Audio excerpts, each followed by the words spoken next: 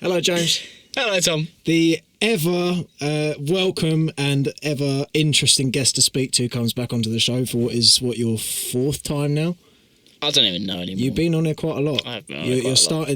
You're a part of the furniture, and that's starting. It's readily more concerning when you're now taking my job and living in my house. So I think let's get to the questions, and hopefully I still have my own podcast after the end of this. What does the gym provide you with when your mental state is poor?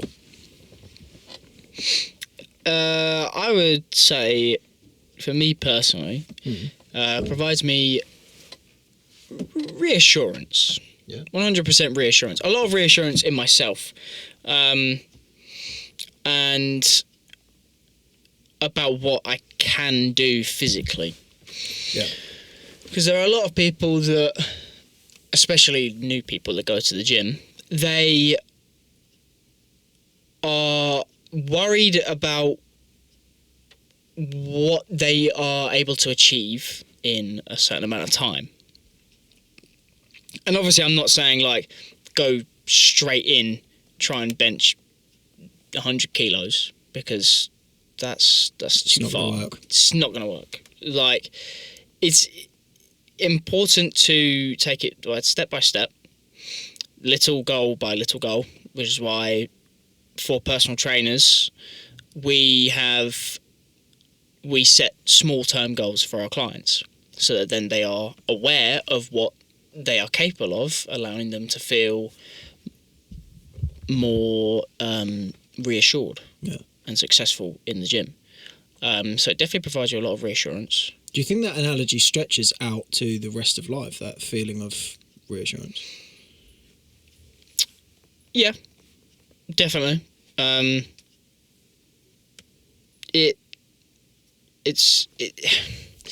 can use it for anything, really, can't you? If you think about it. Like, okay, what's another example? Golf. I think, for example.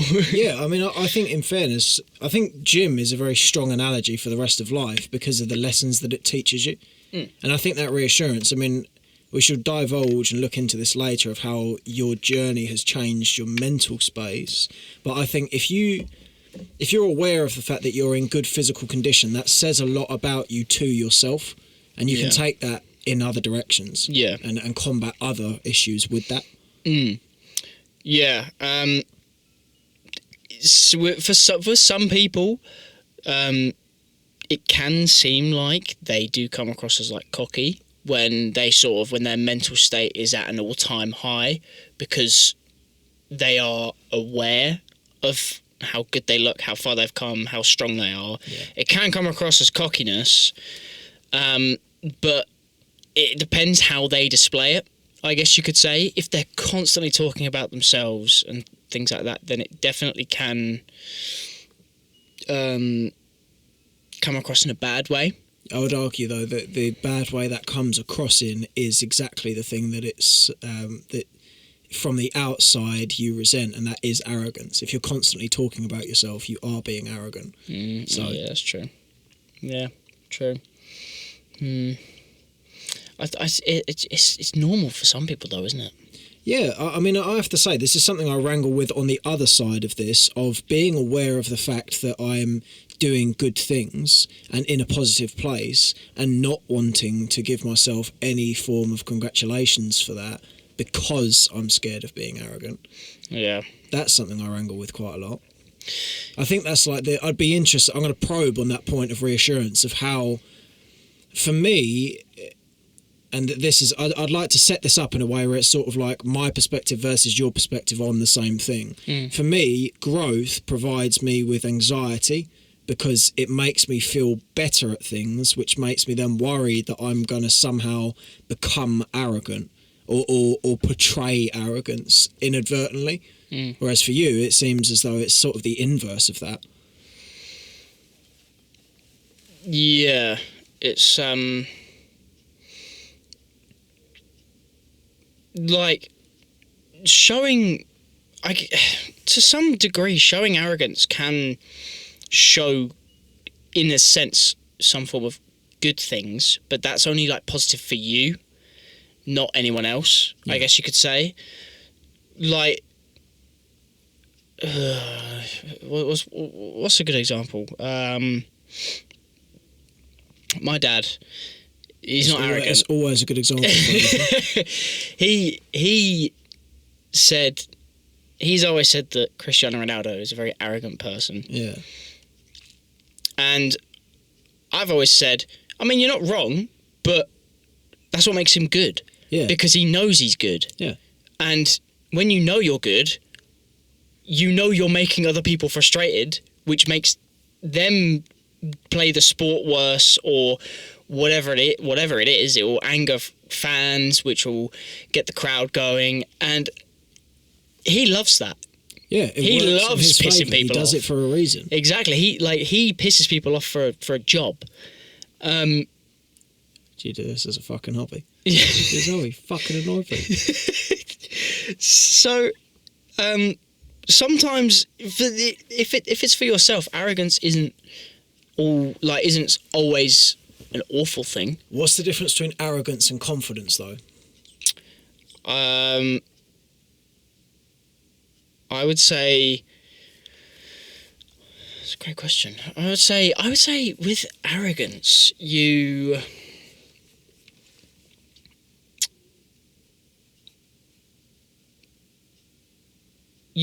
almost do it as like a show off. Yeah. Sort of thing. Yeah. Like, it's all about me. Yeah. You know? So, say for example, if I got a new PB on muscle ups, again, yeah, and I just went around to, like, every single person that I work with and just went, I did 15 muscle ups today in the gym, and then just said it to every single person. Everyone's just going to be like, I mean, okay. Yeah. I don't really give a shit. Like, good for you. Yeah. And then go fuck off and do some more muscle ups. Yeah. And instead of talking about them first, and then they'll ask you, oh, what did you do today? And you'll be like, oh, then today I did 15 muscle ups, for example. And then I feel like it's how you word things. I think it's how you word things, and I also think it's how you present how your achievement relates to other people. I think if you're denigrating people as a result of if you're going, oh, I did 15 muscle ups, how many muscle ups can you do? Like that, I think people quite often will inadvertently or maybe sort of indirectly insult people with arrogance. The interesting thing I find with arrogance, though, is I don't think no one sets out to be arrogant. No one intends to be arrogant. Yeah. And I think the cutting difference between someone who is arrogant and someone who is confident is exactly that. It's the portrayal of it. Yeah. And I think as well, it's where confidence is embedded in being humble. It's embedded in knowing that you're good at something, but not telling people all about it all the time. Yeah. I think arrogance has no centre of people might want to hear something else other than what it is that I'm doing. Yeah, it's definitely about how you word it. 100%. I completely agree with how if you word it. What? Or if you word it. Some people don't say it. They just sort of show it. That a level of confidence can be portrayed in someone who doesn't say anything about what it is that they're doing. Yeah, oh my God, it reminds me. Because I saw... This was actually a level of arrogance and also a level of knobhead as well, Jesus Christ. So, I did see the lady yesterday. Yeah. Went to the gym, did the usual stuff. Yeah. She trained, I trained, obviously two different things, but yeah. We went to the spa afterwards, and we went into the indoor pool. We just sort of chilled there, just chatting, and then some guy just came out of nowhere and just started doing front flips into the pool. I just looked at the time and I was like, mate, it is like 8 p.m. Why are you doing fucking front flips in a 2 metre deep pool? Because it's 8 p.m. and he wants to do a front flip into a 2 metre pool. Yeah, well, there's lots of women around, funnily enough. Yeah. Yeah, I mean, we can broach onto a more sort of an interesting angle with it when it comes to arrogance, though. That arrogance is actually, when portrayed or sort of exuded, arrogance looks as though someone has no fucks to give, and that they are just... Arrogance and confidence are essentially one in the same when it comes to this point of people who exude arrogance also exude confidence. Quite often, people who are in that way of being where they feel it's so necessary to portray those elements actually are exactly the opposite of that thing.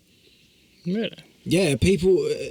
most of the time you will find, besides a certain English demographic that really enjoys hair gel, there is most of the time you will find people actually horrendously insecure with who they are, and it's why they push so heavily to make people... I notice it in myself now. Something that I would say, as someone who's got a sort of...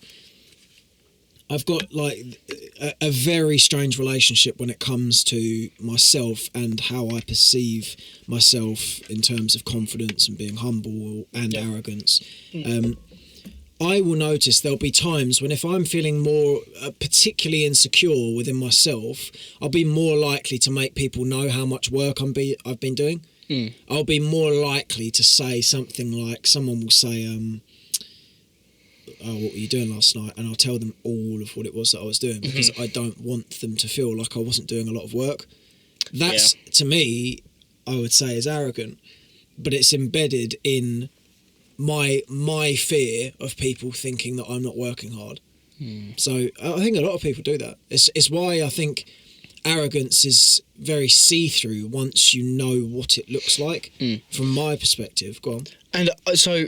with the fear of not actually, with the fear of not working hard, or people thinking you're not working hard, I'm the exact same with in the gym, especially when I do cardio. Really? That's why today, when I came in today, I was like, yeah, I was almost sick on the bike today, and that was because obviously I've started as a personal trainer now. And obviously, like, I need to set an example. I feel like that if people don't see me doing things like keeping my heart health up and keeping my cardiovascular system running smoothly, they're going to be thinking, this guy's my personal trainer. He's not that healthy, clearly, because he's struggling to do 20 minutes on the bike, doing intervals without, like, trying his hardest not to throw his dinner up. Like... I get the exact same fear completely. Do you feel like you're being watched more now? In what sense? Do you feel as though now that you've got a front-facing role, that you feel like you need to monitor your micro-actions when it comes to sort of your interactions with people, or just the small things like that of oh, someone might be watching me at the moment, let me make sure I'm doing what I'd like them to see? Yes and no at the same time. Tell me why first. So, I do, because I obviously want to come across as the nicest personal trainer. Because a lot of people actually... like, yeah, a lot of people go for personal trainers because they want to change their body. But again, like, you'll be surprised at the amount of people that actually just go to personal trainers just to have a chat with them. Yeah, I bet. Genuinely. It's ridiculous. Obviously, our top PT, Norbert, why do you think people train with him? Yeah. It's because he's like 6'4", massive, and very, very handsome. Yeah, he's a nice... and he's a nice guy. Approachable, attractive bloke. Yeah. And it just so happens that a lot of his clients are... females. MILFs. Yes. So... one smile from him, there's a puddle on the floor. That's... yeah, I mean, clean up on everyone. Clean up in the free weight section. Fuck. Across the hall. So why no, in which case? Because it's also important to make sure that I'm myself. Yeah. Because say if someone saw me in the gym and I came across as this overly nice person, yeah, and then say they saw me like outside of the gym having a really bad day. I'm just in a really bad mood, and I just completely blank them. It's kind of like I need to sort of. It's important to be like transparent with be realistic with clients, because if you don't sort of show that you're not having a very good day, then yeah. If you don't show it, they're never going to know, and then they're going to be wondering why the fuck you just ignored them on just some normal day out, like, because they're going to want to talk to you. They're going to want to ask when the next session is. They're going to want to know what's going on. Like, it's important to sort of balance it out, in my opinion. The reason why I asked that question is because there's been something I've been thinking about a lot when it comes to my own endeavours at the moment, but particularly fame. Okay. I'd be interested to look into what your perspective on fame is. Do you think fame is actually something that you should pursue?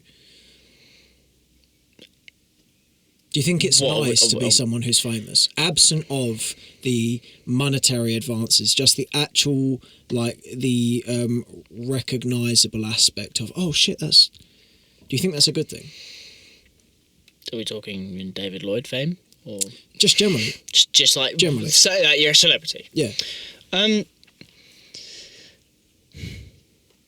It's good when you go to events, I'd probably say, but I feel like I remember watching a video where someone said that it's actually quite lonely, because they have to give up so much of their free time and put it towards work that they don't actually have that many friends because of the amount of work that they've had to do.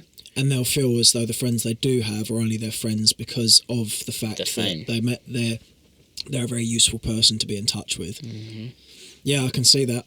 I can really see that. Yeah.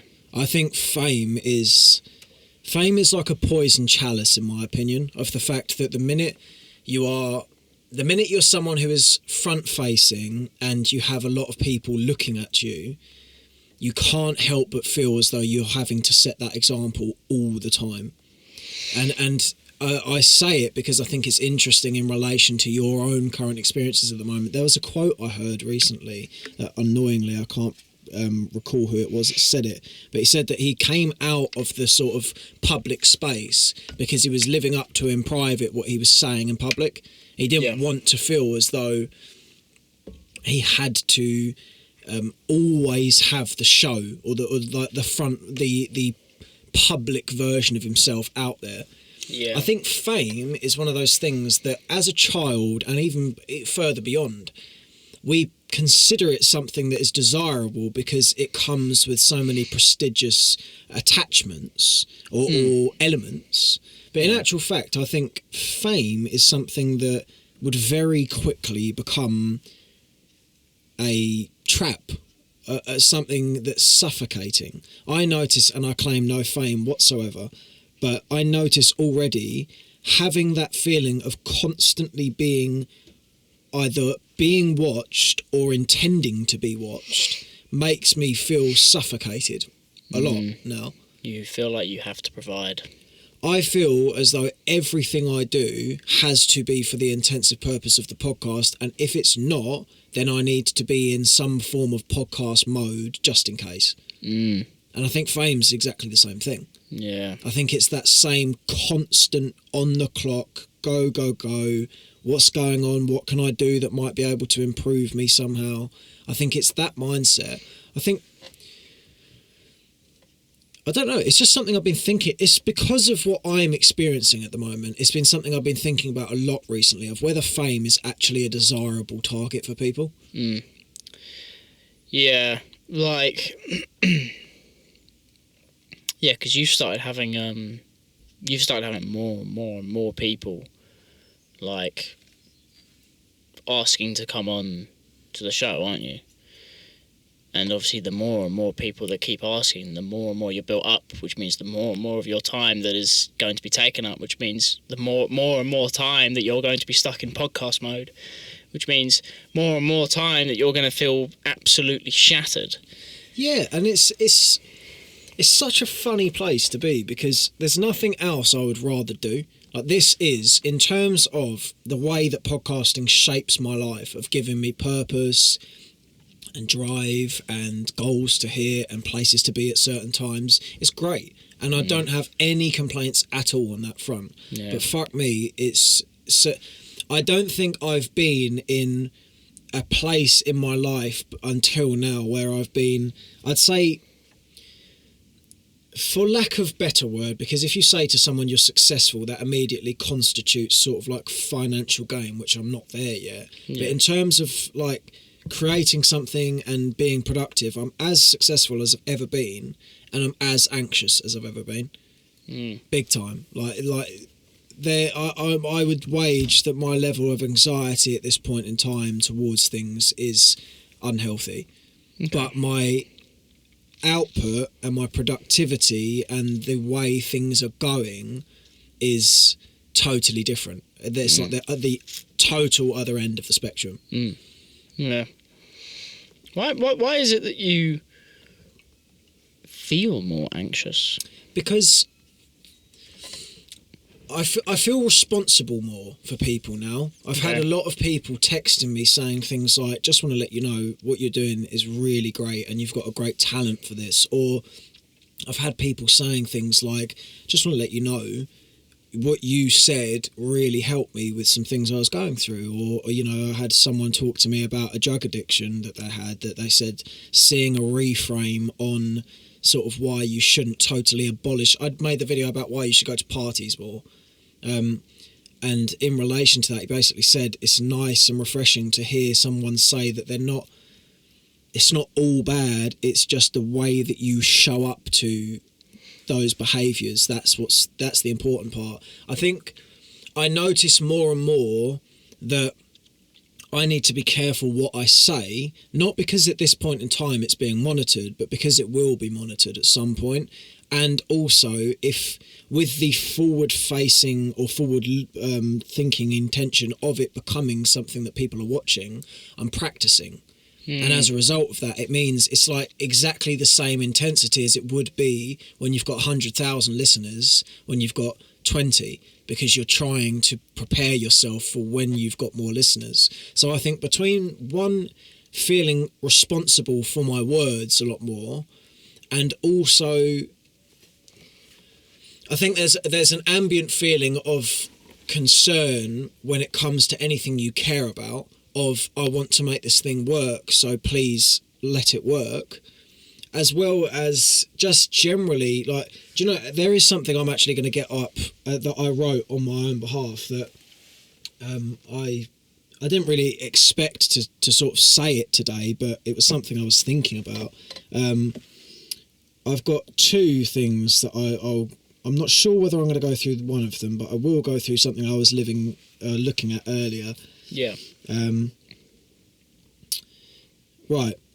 I'll take the first part out of this. Or maybe I won't. No, I'll go with it. This is what I wrote yesterday on relation to this point, and I'm saying this not to sort of gain pity. I'm saying it because I actually think it's quite an important point for if someone else is experiencing something like this to go through. Okay. So I shall divulge. I have a serious issue with receiving kindness. As the podcast has begun to gain legs and people have more consistently paid attention to what it is that I'm doing, I have descended further and further into the realm of imposter syndrome, anxieties of being arrogant. Consistent compliments, motivators, and general kindness has brought me to carry an ambient sense of fear with me wherever I go. A fear of being big-headed, a fear of seeming as though I have an angle, a panic of someone perceiving me as egotistical. With each compliment comes a bitter-sweet taste, an attached concern that somehow I have coerced this person into thinking kindly towards me.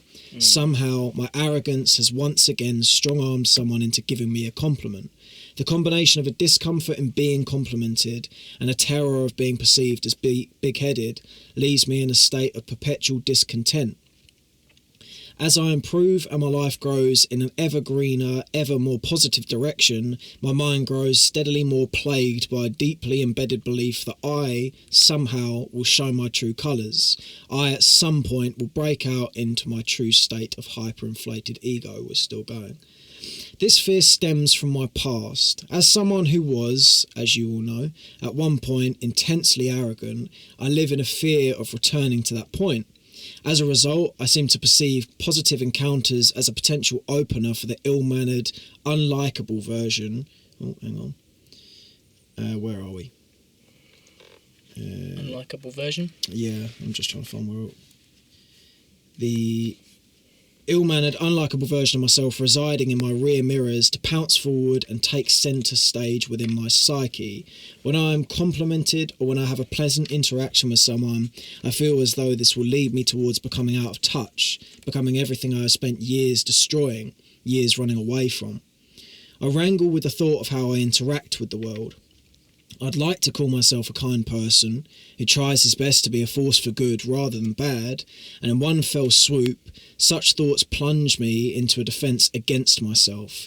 Who are you to think you are some force for good? Are you somehow better than everyone else now? Being kind is normal. You don't deserve congratulations for it.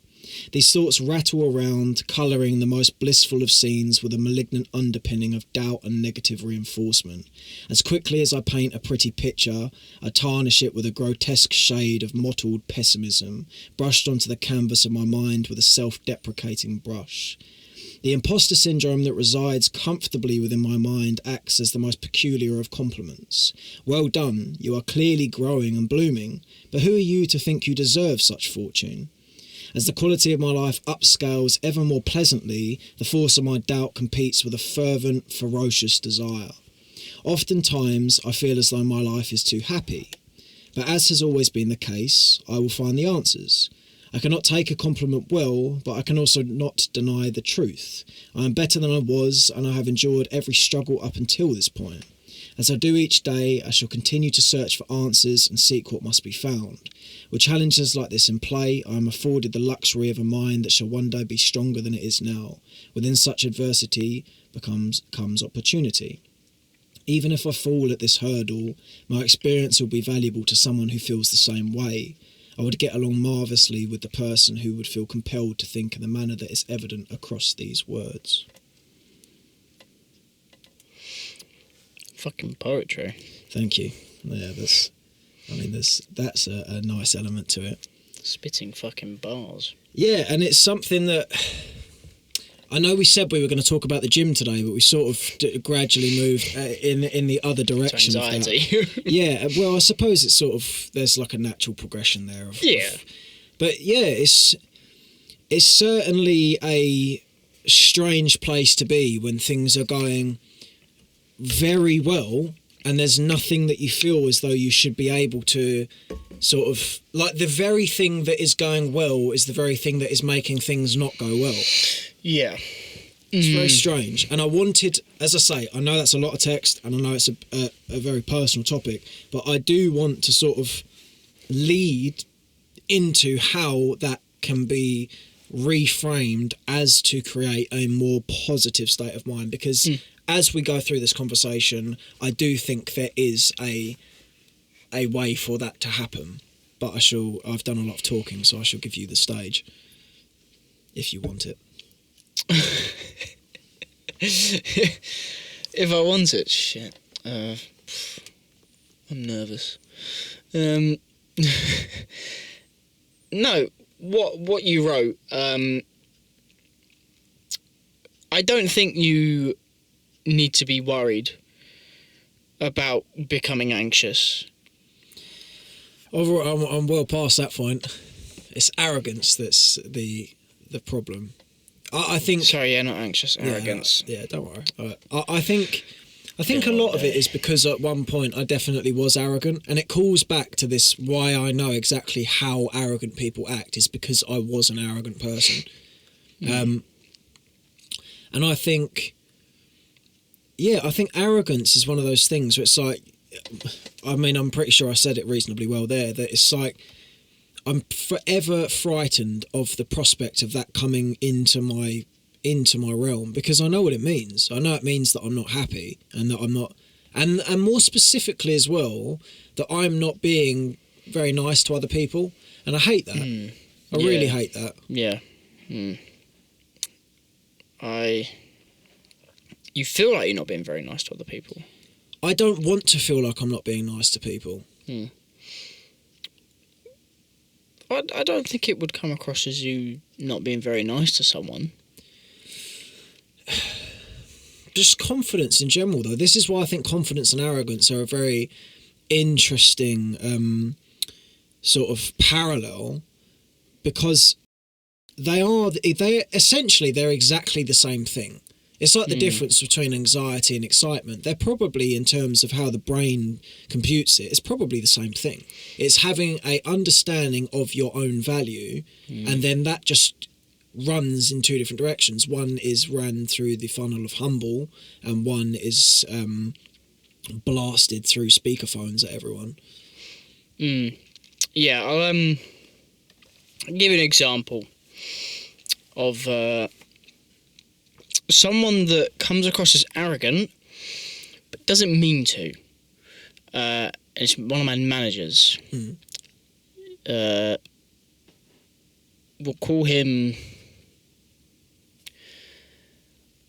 I'll just say his name. Rico. Les. Oh, okay. You've heard me talk about him before. Yeah. He's a very frustrated man. Not sexually. Yeah, well, maybe. I doubt that. He probably gets all the bitches. Quite possibly. He's arrogant. No, so so he doesn't mean to come across as like angry, arrogant, frustrated, or whatever. All he wants to do is he just wants to go to work, get shit done, and go home. But when things aren't running smoothly, that then means that he can't then just go to work, get shit done, and go home. Yeah. That means there's adding an extra step on something that that has to be done to then basically get him through the day. Yeah. And the more and more I get to know him, the more and more I talk to him, the more and more I quite like him. He's actually quite a nice guy, and I think a lot of people just straight up look straight through like the slight nice things that other people do, and they just focus on all of the negative things. It's like a lot of people complained about him, and I'm just there, just like, yeah, okay, like I did as well at one point, but that was because like I just didn't really know him well enough. And now the more and more I've spoken to him, and now that he's going to be my line manager in the near future, like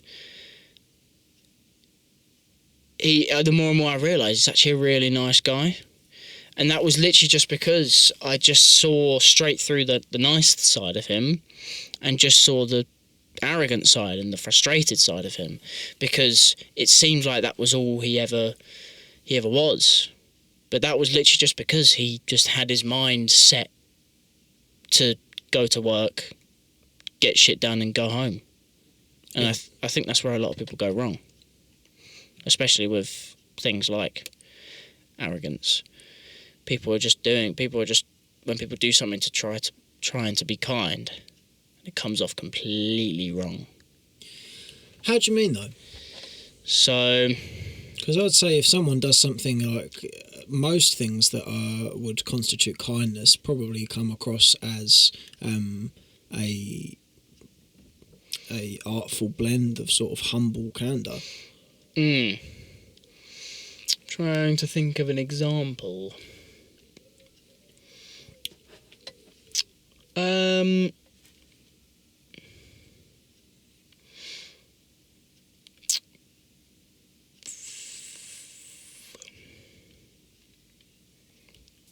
have an example. Go on. Friday. Yeah. When we went to the gym and I had that shift problem with Ollie. Mm. I was trying to just do a nice thing, but to him, it seemed like I was just being arrogant, trying to get out of my entire shift. And what ended up happening was, because what I was doing seemed arrogant to him, I ended up having to do more hours than him. Well, not more hours. I ended up having to stay later than he did, which wasn't my intention. Like, yeah, I didn't want to stay later, but that was because the shift that I was doing was a shift that was wasn't really necessary because of the weather, shit like that. And all I was trying to do was just trying to make his life easier and everyone else's life easier, but it came across as though I was just trying to skip a day out of work, which was never my intention at all, because I offered to do something of his, like I offered to do his early start, to make sure that he didn't have a really, really long day, and I just sort of got sharted in the face pretty fucking heavily.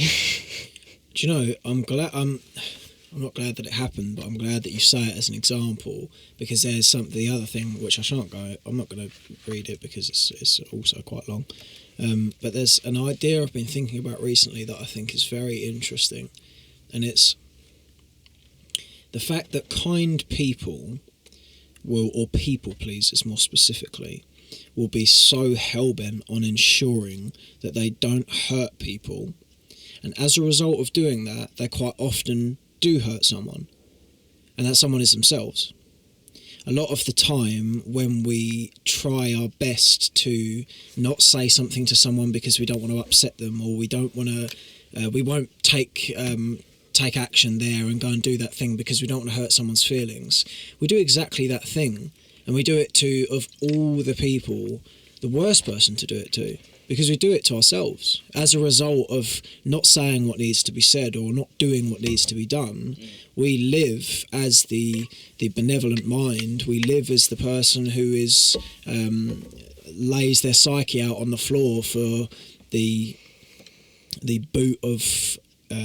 boot of exploitation to come and stamp on it and totally abolish our feelings of that. I think it's very interesting to see the fact that the very thing that the kind person wants to avoid, as in upsetting someone, is exactly what happens so often when we don't just listen to our own judgment. Mm-hmm. Yeah. 100%. We do end up hurting ourselves, or someone else that we're trying to help hurts us. Yeah. Yeah, as a result of our lack of honesty, the thing we're fearing happens anyway, it's just the other person does it. Yeah. And yes, I definitely could have said to Ollie, you're like the indoors shift, I'm the outdoor. It would just be fucking stupid if you didn't do it, because all of your outdoor shifts, you were able to not even come in because the weather was shit. But then for me, why do I have to do a whole shift indoors on an outdoor shift, and you get to dolly off at 2 p.m? Like, I don't really see the logic in that. Yeah. Yeah, it's the perspective of kindness and the mind of the kind person has been something I've been very infatuated with recently, for that exact reason of the fact that, unfortunately, a lot of the time, being kind, I don't think a lot of the time being kind will leave you exploited by people, but it certainly opens you up to it. Yeah. I'd be interested to go and have a bit of a back and forth here of why, even though in your instance, for instance, of trying to do something kind for someone and they're actually coming back in your face, would you still do that thing the next time? And more specifically, what I'm asking is, why, even if being kind might get you hurt, should you still be kind? Yeah, I probably would still do it again. Because I want people's lives to be as easy as possible. Everyone wants an easy life. Yeah. And especially at work. I mean, come on. Who actually, unless you've got exactly the job you want, even then it's questionable, who actually wants to go to work? Most people would rather do something else. Yeah. So don't make that time hard. Yeah, I mean, even after now pretty much getting the job of my dreams, I still don't want to go. Yeah, because there's always something else that you'd rather do, and it's work. Like, it is still... Dacre and I and Ollie and I spoke about the fact that just because the thing you love doing is the thing you're doing doesn't mean it's not still hard. It doesn't mean it's not still... In many respects, actually, it becomes harder because you care about it. You don't care about if you're working in Tesco's. Yeah. But that's sort of a separate point in its own. Let's keep on the trail of why you should still be kind, even if it opens you up to malignant behaviour. Because it still allows people to trust you. And even then, it could only just be a one-off thing. You never know. It could just, like, that person could have been having a bad day, and they just thought the worst of the worst about that day at work, for example. And they were having a bad day. Say if Ollie was having a bad day on Friday, and I just reminded him about his long day tomorrow. Like, it's not really something someone wants to think about. So that could definitely be why. But even sometimes when you're like a people pleaser, you do sort of have to put your foot down at the same time. It's really difficult. I tried to do it with Ollie by literally just saying this shift, but it just didn't work. I don't know how people do it. I think some people just don't care as much, and in certain circumstances that really works to your favour, because you go, look, you're doing it. That's it. There's nothing more to be said about this. You're going to do what I tell you. Whereas someone else, like obviously like you, are more careful of the fact of, oh yeah, but maybe he's having a bad day, and maybe, you know, or maybe he's got something he's like on tomorrow and he's really looking forward to going out, or like you just don't know. Have you heard of Hanlon's razor?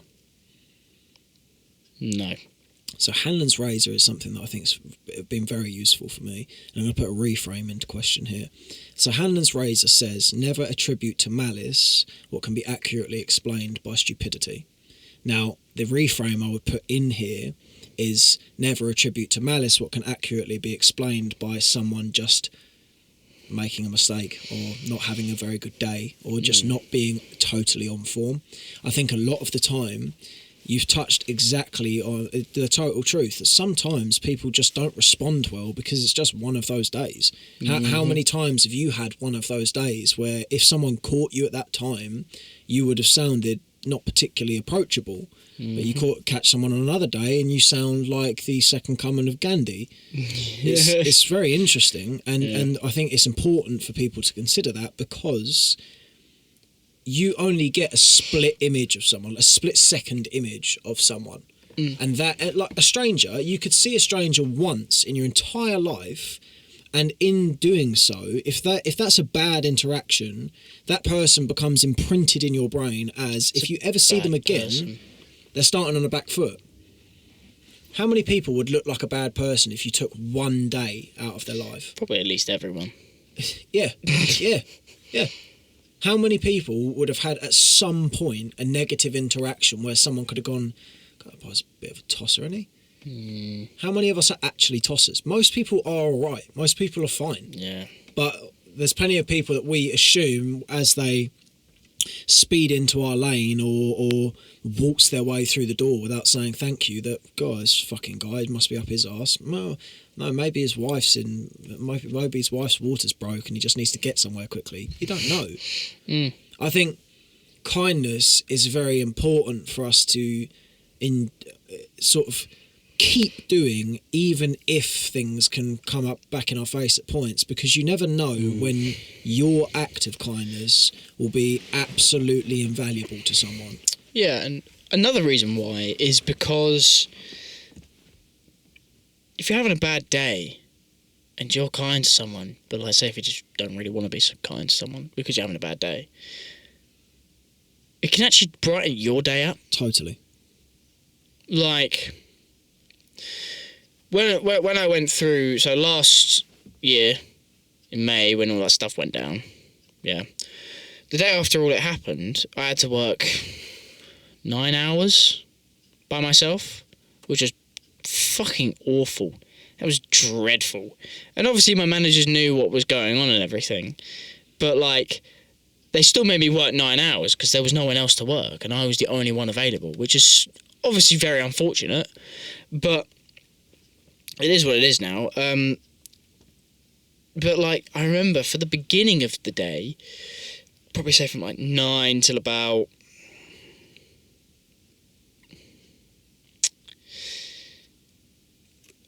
3. So what, 6 hours? Yeah. For about 6 hours, I was just miserable, moody, like everything negative under the sun, basically. And then the second, like, some of the swim teachers came in, and I, like, because it was a Thursday, like, the swim teachers that were in were, like, ones that I get on well with the most. Second they came in, obviously they were like, hi, like, how are you, like, blah, blah, blah, and I was like, yeah, and they were like, what's wrong? And then I obviously, like, explained everything to them, and then when 6 o'clock came around, it was like it never happened. It was genuinely like anything the day before had never ever happened. And I walked out and I went home just normal. Absolutely normal. It's crazy. It's weird. And it's like I was still nice to people throughout the day, of course, which still contributed to it, but as I continued to do it and as I continued to talk to people and be polite to people and be, well, what they would see as myself around people, I eventually got back to square one again, and I was completely normal. It's weird how it works. It's really weird. I don't really get how, but it's like tricking your mind, isn't it? You can trick your mind into it, it's positive energy, isn't it? Yeah. There's an analogy that I quite enjoy using now when it comes to road rage. It's like if you shout at someone in your car, if that person doesn't turn around and look in their rear mirror, did they see you shout? No. No. Did you shout? Yes. So who are you shouting at then? You might have aimed it. You might have aimed it at them, but the only person that heard it was you. So you're the one that's actually taken the onus of that. You're the one that has shouted essentially at yourself. Yeah. And I think it's the same in the inverse of kindness. Is if you're kind to the world, then you feel like you're doing something right. I noticed recently I had a dispute with my mum about a certain topic that she and I don't agree with, or come to agreement on. And it was hard for me to sort of end that conversation with basically saying, as I always do my best to do when I disagree with someone, is say, look, the conversation we've had and our disagreements are not a reflection of what I think about you. I still love you. I might not agree with you on this and you might annoy me on this, but you don't annoy me, you just annoy me with this. Like this doesn't stand to be exactly what it is that I think of you in general. Yeah. As a result of swallowing that pill and thinking, I really don't want to apologise to someone that I don't think I've done something wrong to, but I'm going to do it anyway because I care about them, that makes you feel good. because you look and you go, no matter what, like, there are some things I might be able to say about myself, but one of them is not that I was very fair there, or that I at least apologised and made sure someone was okay. Like, there's, I think, slightly contrary to what, and this is, we can tie this in, my acts of kindness have brought me to be more aware of being kind, which has made me anxious about whether I'm being arrogant. I do think, for the most part, I think kindness is just a win-win. I think you'll feel good for it, and the other person will likely feel good for it. And I don't think my anxieties stem from kindness as such. I think they stem from prestige. I think there's a like, in my world, I think it's like, and this is sort of bringing us back round to the gym equation, is if you know that you're stronger than someone, that's a good thing, but in the very black and white sense of the gym world, for this example, you're basically saying you're better than everyone that's below you. Yeah. In that sense of, I'm more muscular than you. And my perspective on that is an intellectual one, where it's like, I think I might be smarter than other people, which makes me feel, well, you're not better than those people though. But that's like the hierarchical elements of being good at something come to play there. I don't think kindness does that. Yeah. I think kindness is pretty zero sum, where it's like, well, he can be as kind as me and I can be the same, and we can both just be a force for good. There's not going to be, like, I'm not taking anything from him. Yeah. You know? No. Yeah. I completely forgot what I was going to say now. I can point you in an interesting direction if you want. What is it? Do you think that it's a good idea to listen to sad songs? What, in the gym? Any time. Just any time. Yeah.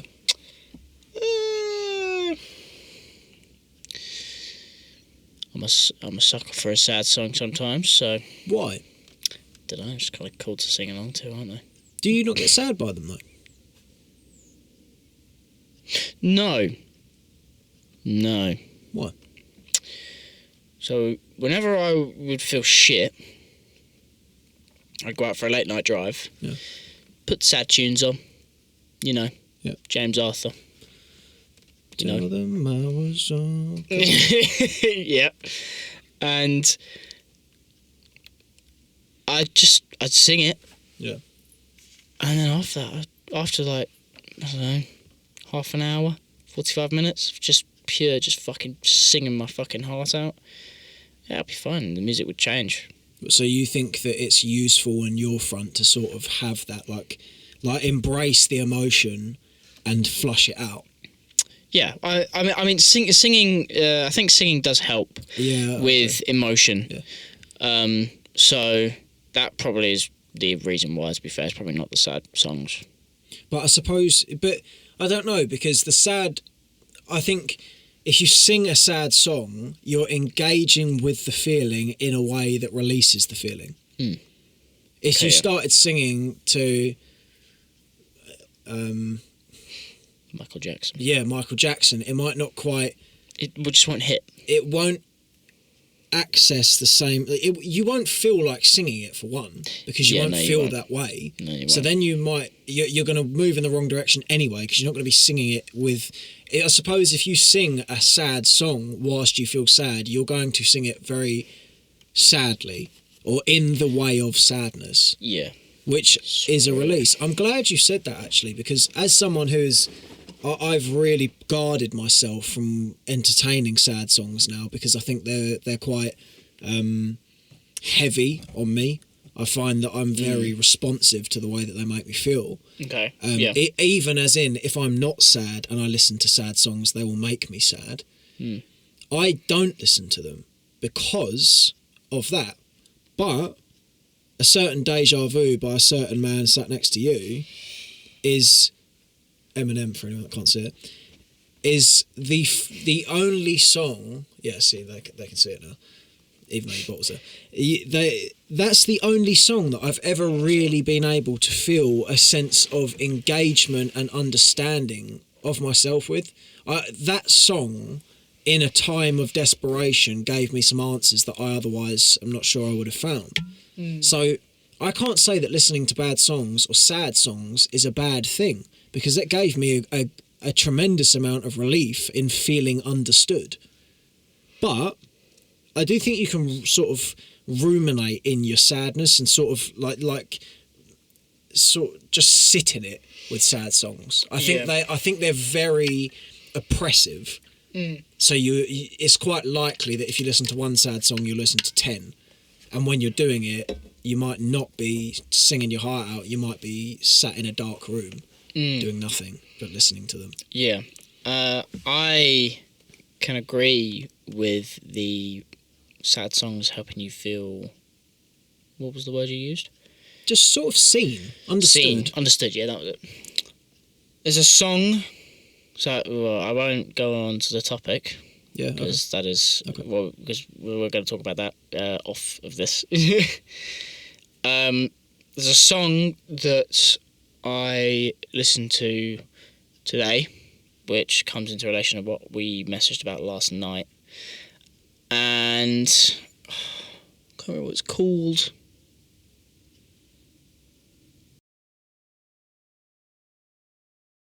I'd rather pretend.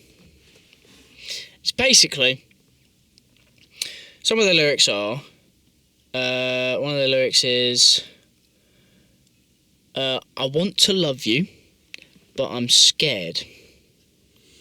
I'd rather pretend. And I listened to it today, not because I was sad, because I wasn't sad today. Maybe tomorrow. Sorry, that's such a bad fucking dad joke. I just can't believe this. Look, you're getting your reps in. You're getting your reps in for being your dad.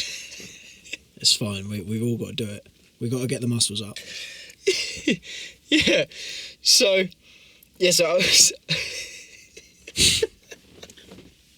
supposed to be talking about sad songs. Yeah. So I was listening to this song and I heard these lyrics and I thought, oh shit, like this is how I feel. Yeah. Like obviously I'm not gonna pretend because that's just kind of harsh. Yeah. Like it's not a very nice thing to do, especially for the other person. Yeah. But the lyric before that, I want to love you but I'm scared, is literally what I was like, how I'm feeling at the moment about it, because I think I said to you last night, I was like, I'm confused about it all. I don't know what to do. Yeah. So obviously I'm not at the point of love because it's early doors, but it's like it's like that. Passion. Yeah. I want to make the next move, but I'm scared because I don't know what they want, basically, because they're very cryptic.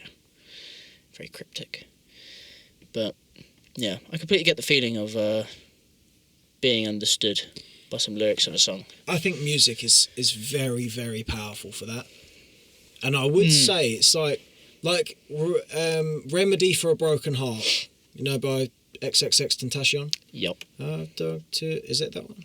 No, it's...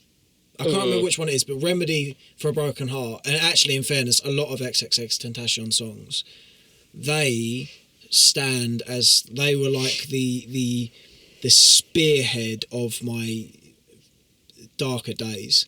I listened to those songs a lot, and I think in many respects they helped because they made me feel like...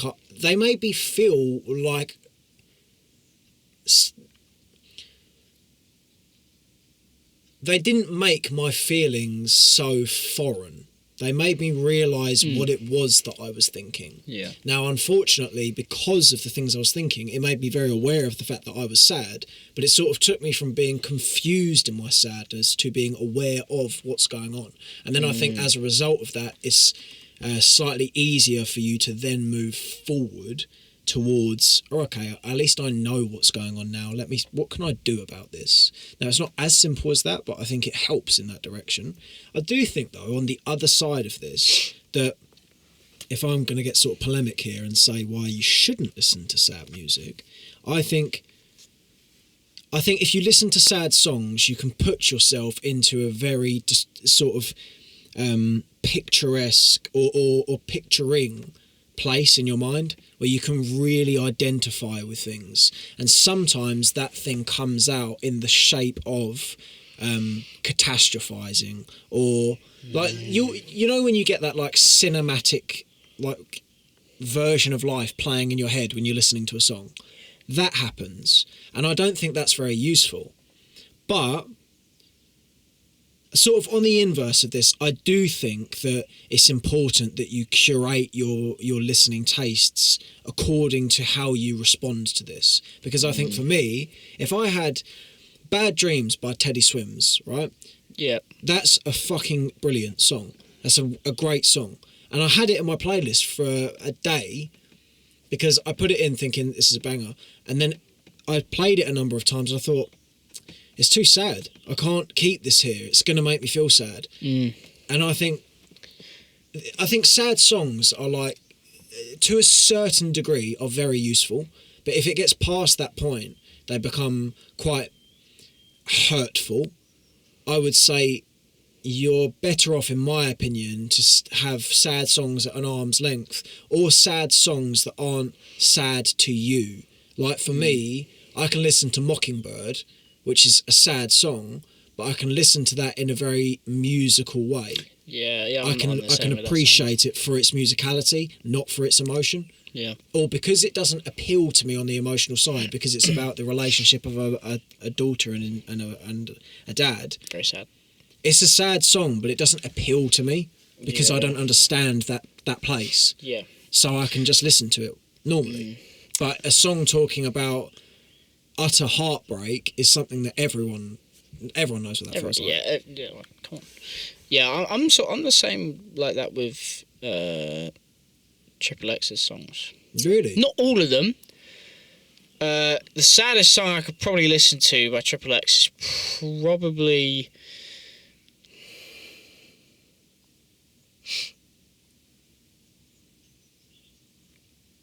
Hope. Which one's that? Okay, she keep crying every single night. Yeah, that one. That's pretty much the saddest I can listen to. Mine would be, what's the one that's the... and Look at Me as well. Yeah. That's really sad. Cold, that's cold. What's the... Dun, dun, dun, dun, dun, dun, dun. Hang on, I've got a fucking iPad. Oh, copyright. See, this is the gorgeous part of having an iPad in front of you. I need to use this thing more often.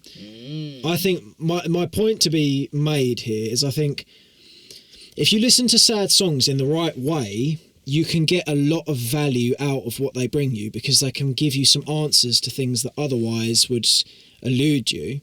Oh, shit. Yeah. I don't have any service because I left my Wi-Fi box inside. It's okay. It's lucky I've got my phone here. Well, I mean, I suppose you guys just wait and we'll just yeah, we're just going to go on our phones for a minute. Yeah, we're just... don't worry about it, unless you do it.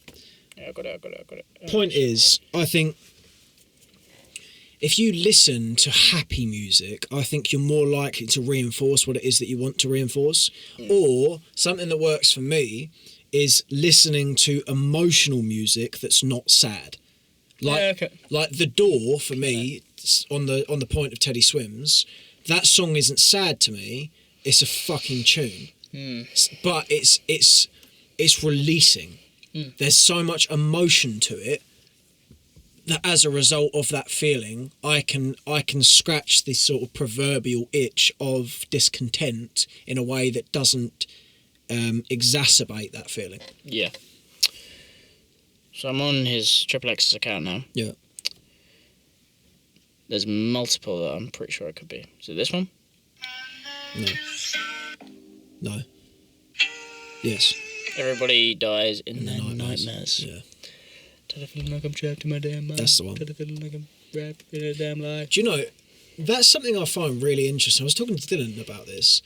How many very, very, very successful or just enjoyable music artists died young?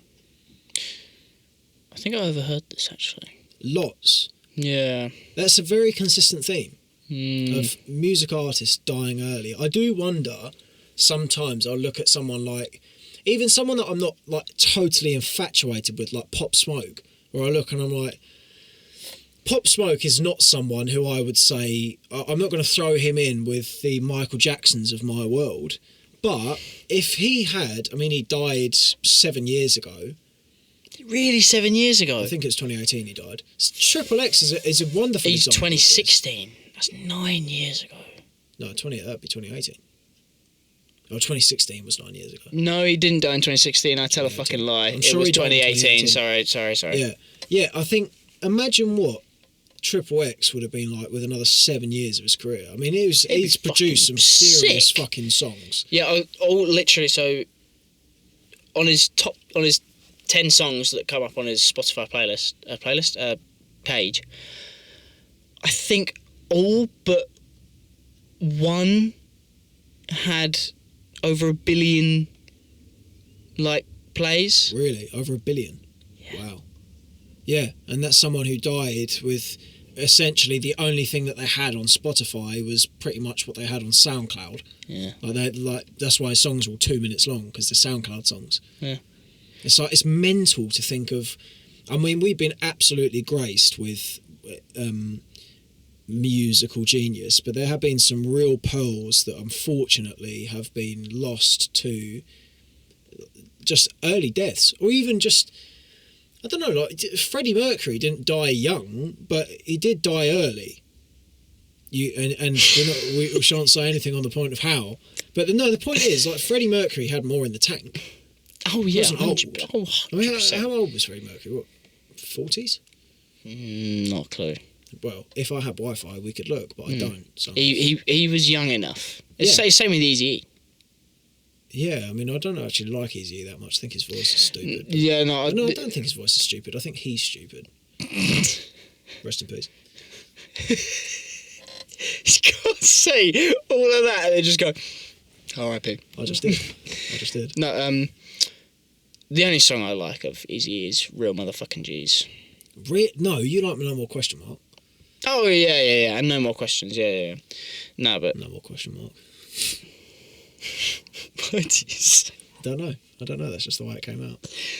But yeah, no, I've got Real Motherfucking G's in my... I fucking hate that song. playlist.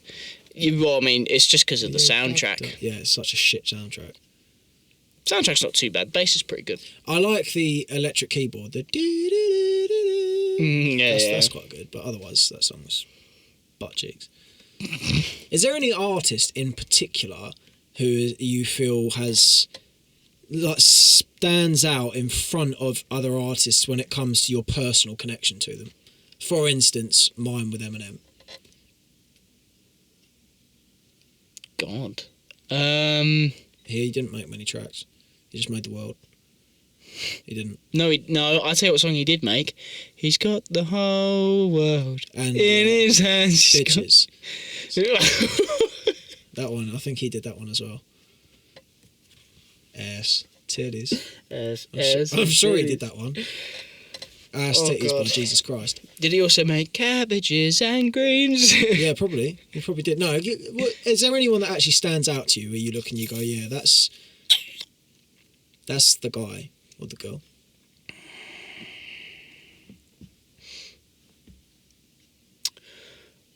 Ooh. Shit. For what? Go on. I would probably say there's a massive difference between these two artists. I can't really put a finger on one of them. But massive difference between these two artists. But Nux and then James Arthur. Yeah, I mean, there's a slight variation here. We've got one about who made a song about stabbing. Yeah, we got one about getting chefed, as they put it in London. Chefed up. And you've got one about The bitter ache of heartbreak. Yeah. Yeah. Well, I suppose there's a bitter ache of being stabbed in the heart. It's probably there's some Yeah, it's parallel true. there. And then being 10 toes from the Benz, and then ended up throwing up on the bonnet. And then your hearing sirens. Your sofa score says 9. Yeah. It would be 10 if the ops went diving. Exactly. So. Is there anyone that speaks to you on that front in sort of the general sense? I know we said about Rory McIlroy. What a guy. Yeah. Yeah.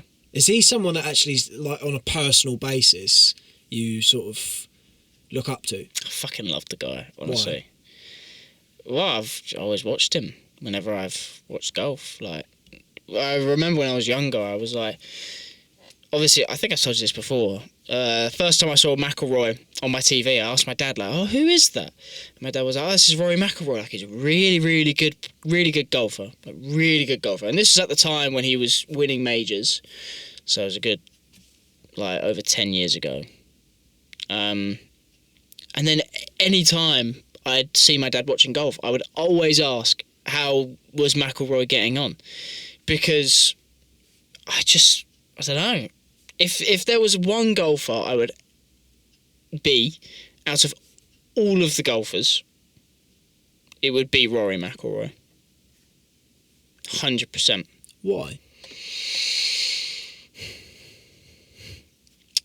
See, a lot of people would say Jack Nicklaus. You don't know who that is, or Tiger Woods. You know who that is. Tiger Woods. Yeah, they would say, like, your Jack Nicklaus's, your Tiger Woods, like, all of that. But that's just because they've won so much. Like, Jack Nicklaus is the most decorated... Yeah, he must be. He's the most decorated golfer. He has the most trophies. Best player of all time. Blah, blah, blah. All of that stuff. Do you know, he won... I can't remember how many majors he won. Am I right to search this up quickly? Yeah. This will prove how good this bloke was. Like, it was fucking... Like, the stats are unreal. And just for clarity, what constitutes a major? What do you mean? What are the major trophies? Oh, so you've got the US Open, the Masters... Haters. I guess the Ryder Cup, technically, because it's Europe versus USA, so it's technically a major. But there's so many different golf companies now that are all holding their own competitions, it's quite hard to keep track of. So yeah, how many top 2 finishes and wins did Jack Nicklaus? Editing Tom, can you just make sure that about oh shit. Oh no, don't worry. Oh fuck, I fucked it so well. I was gonna say, editing Tom, make sure that you cut out 1856, but you can't cut out 1856. You have to know what time it was that I started, and for my annoyance, I don't know what time I started. But I am going to cut this out, so I'm just going to look. Hour 13. So an hour 13 from 6:22 would be when? 5:05?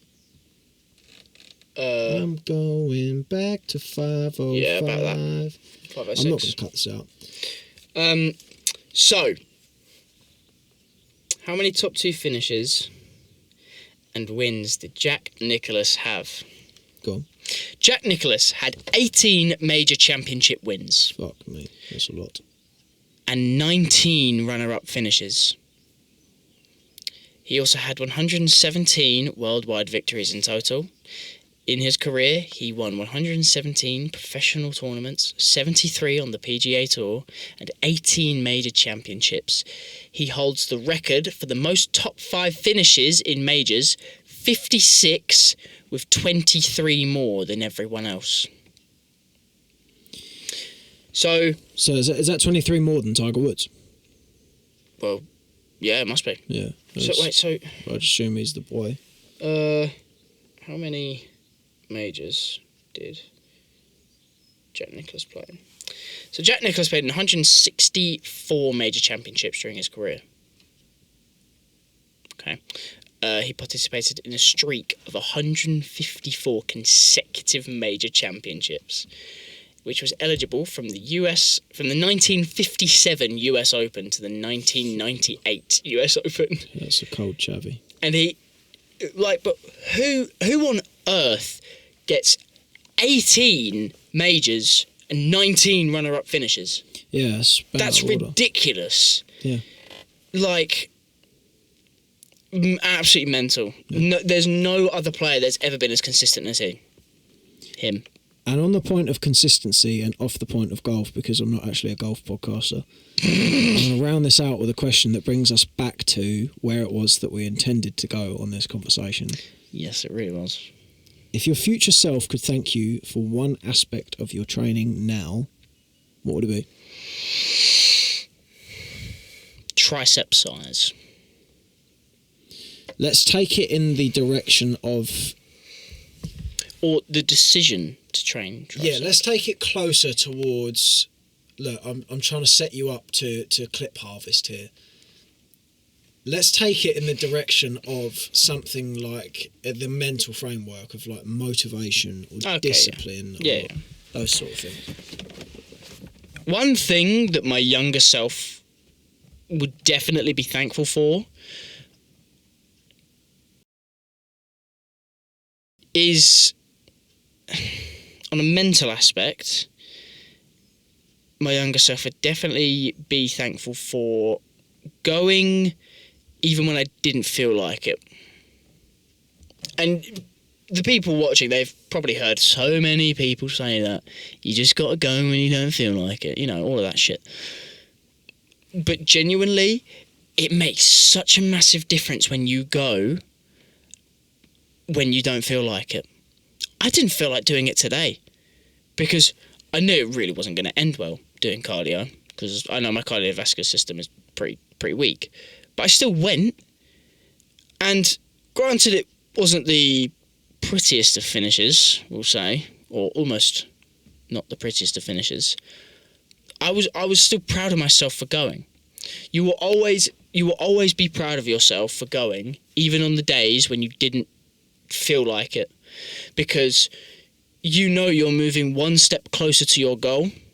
You know that you are making yourself healthier. You know that this is one step further to happiness. And you know that this is one step closer to fit bitches.